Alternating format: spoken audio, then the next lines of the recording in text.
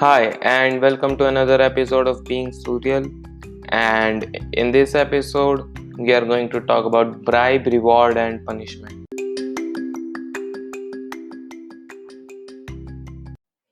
Okay, so before we start, I would like to tell when I say bribe and punishment thing, I'm not really going towards the law side. I would rather stick to the behavior side, like behavior of people, like how they try to bribe to get stuff done, and I might even include uh, children, like raising up children. But I'm no parental expert.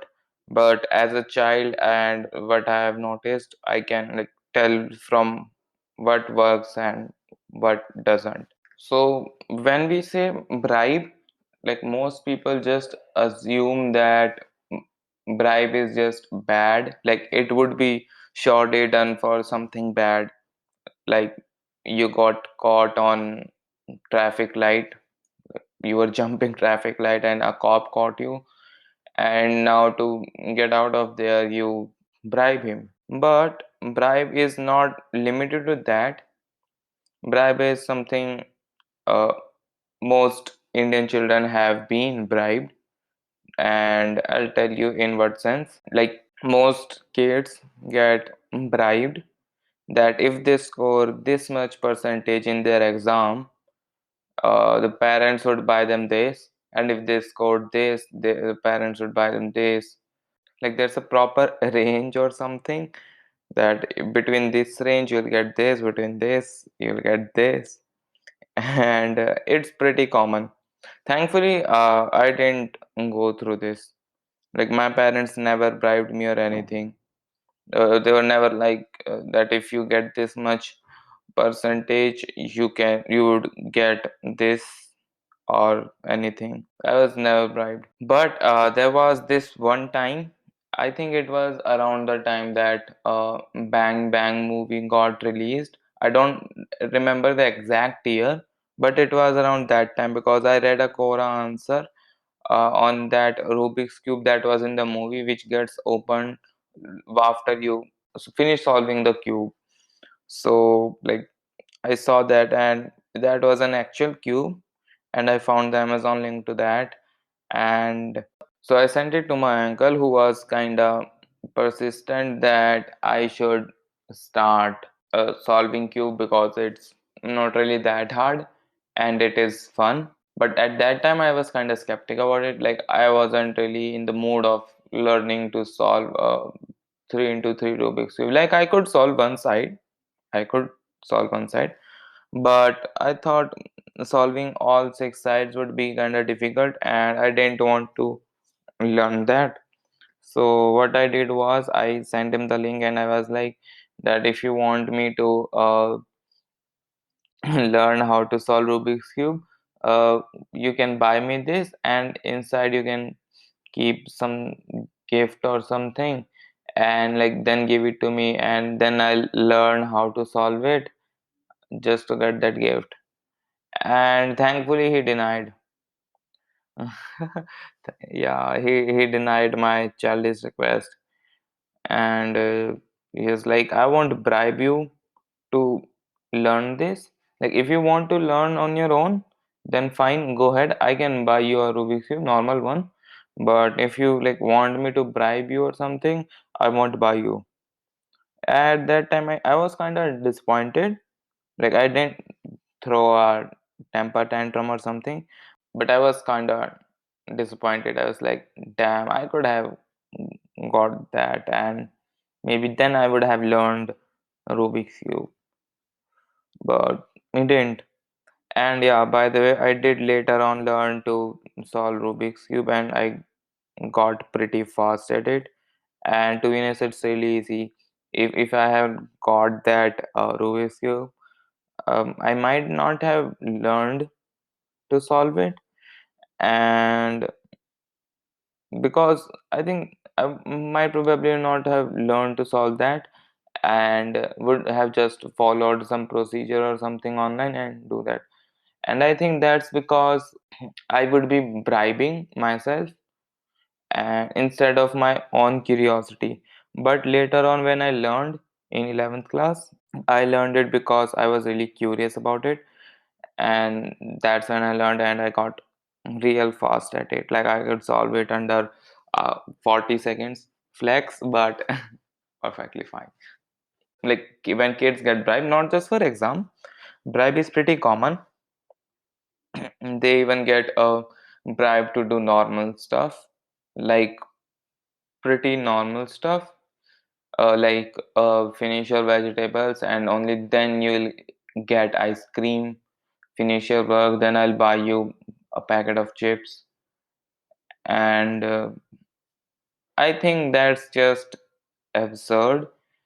And that thing actually, and that makes the kid more prone to taking bribes, like not like in serious bribes, but bribes as in that, let's say that if you finish your vegetables you'll get an ice cream, and later on some other day when the same vegetable is being made and he doesn't eat that, what you'll do, you'll ask him, and he would probably reply that last time when he ate it, you bought him an ice cream, and you should do the same this time.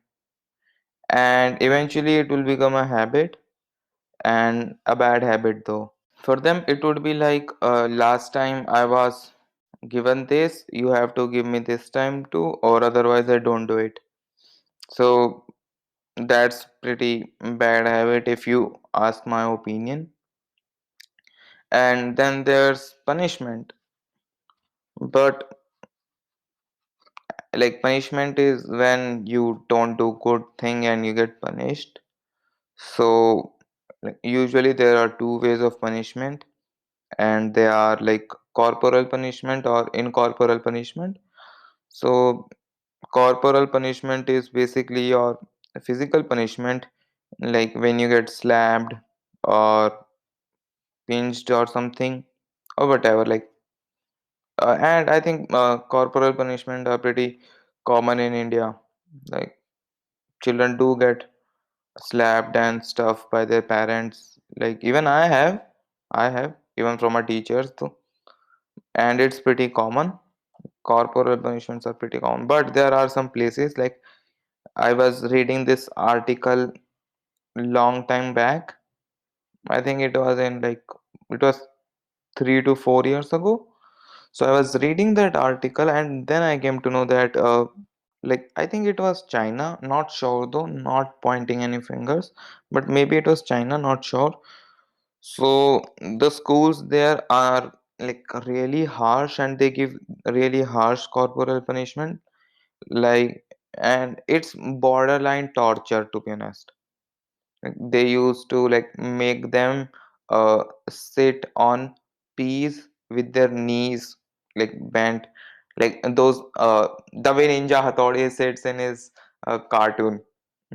I don't remember the name of that position, but when you like it's pretty common if you have seen cartoons that the way Japanese people sit on like with their legs folded on their leg, exactly same way they made them sit on the frozen peas. They even had photos with it, and it was kind of gruesome. So yeah, I don't really support corporal punishment. And one of the reason I don't really support corporal punishment is because like I see parents slapping their kids whenever they do something wrong or something they don't like. They just slap their kid and shout at them and be like, "Oh, don't do this next time." And I don't think that's a way to like help your kid to become better, because after a time they'll build a resistance, and they would be like, I'll do it anyway. What's the worst they can do? They will just slap me or beat me. That's the best they can do. What else they would do? And they would just build this resistance, and it would be like even harder for parents to make their kids more civil, or like that's the best word I could find, civil. So corporal punishments are not really that helpful. Like I kinda have uh, build this resistance. Like I had this in school though. Like I knew that teacher wouldn't do anything except this certain thing, and at first I was scared of that thing, but it started becoming so often that I built resistance, and I was like, okay, just do it, do it. And it's pretty common. I have seen this in my peers too in school. Like they all built resistance, and whenever like they did something serious and I was like, dude, that teacher might beat you, their first reaction was, okay, that's the best he can do, no? What else he would do? Just beat me. How much would he beat me? One slap, two slap, that's fine. So they built this resistance, which is pretty bad if you ask me, in my opinion. Like if your child or any peer starts to build this resistance, it would be even harder for you to like help them become better, assuming that you are helping them become better. So that's corporal punishment. And there are then incorporeal punishment. Incorporeal punishment are basically non-physical punishment. These include taking away smartphones or their whatever the gadgets they have, or grounding them, and stuff like this. So these are incorporeal punishment, and they are pretty popular in Western countries.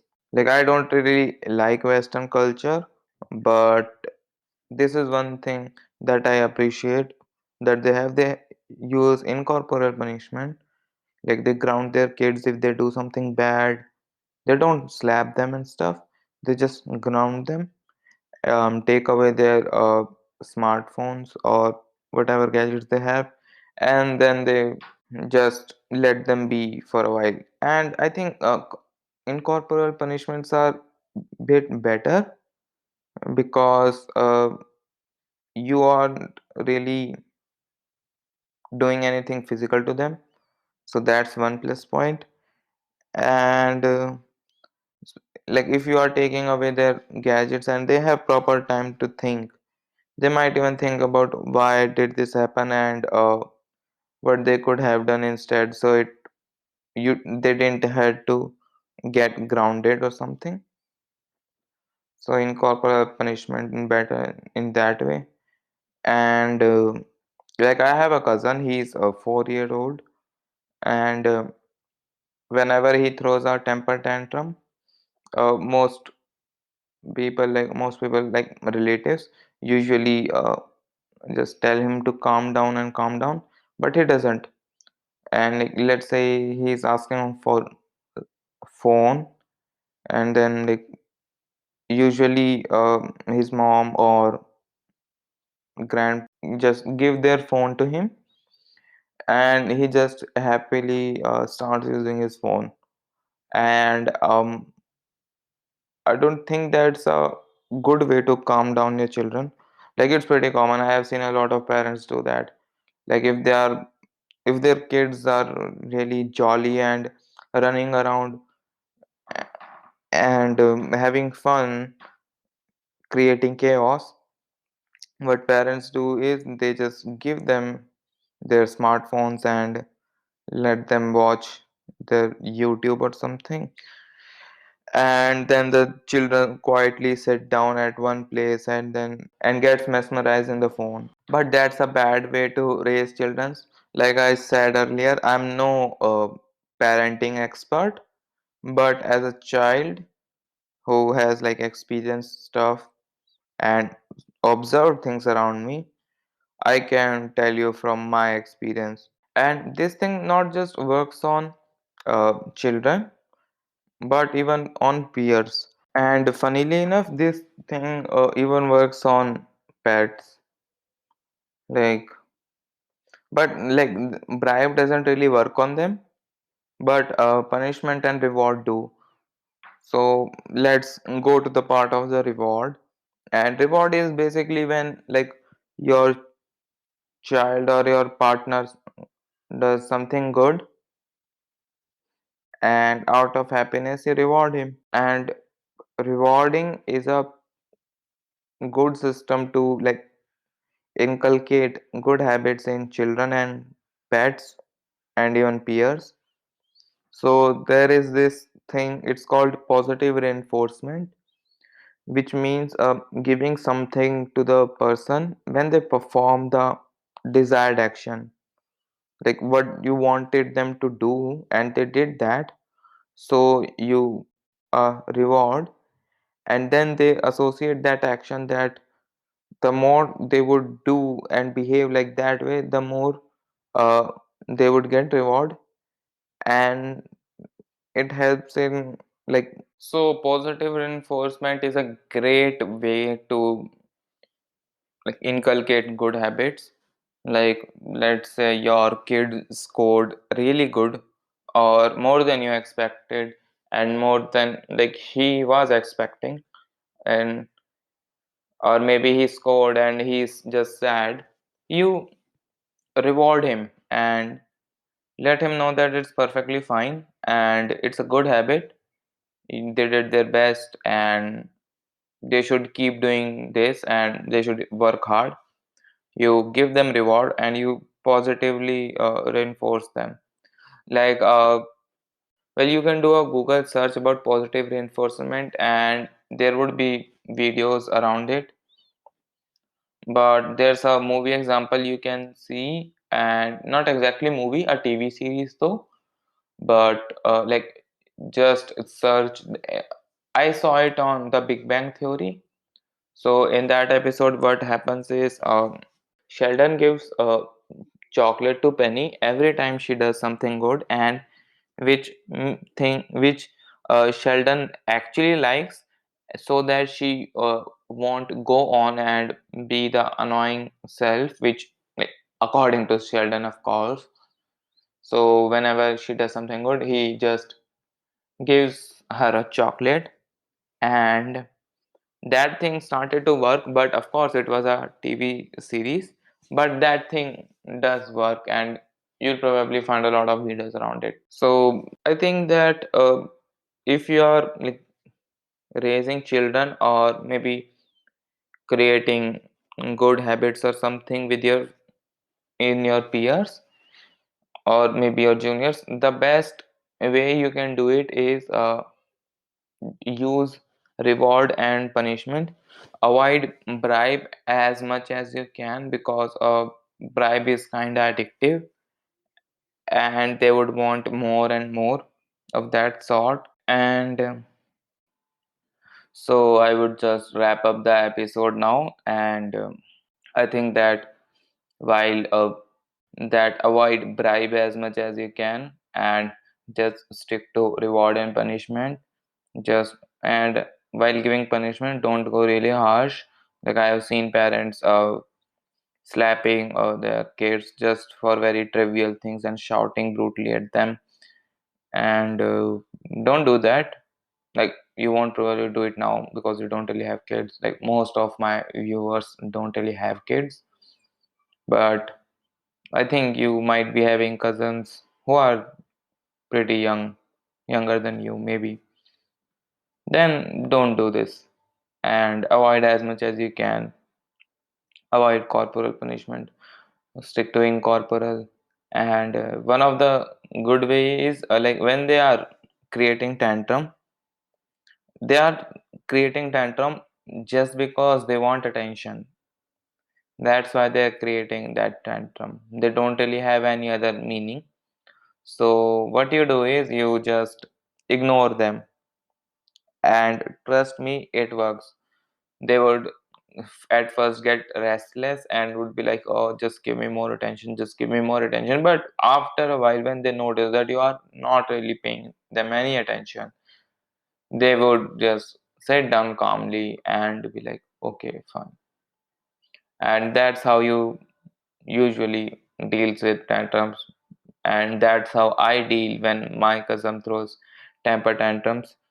And like what he does is he would throw tantrums. He would like come up to me and ask me for the phone so that he can play games. And I tell him no, you won't get that.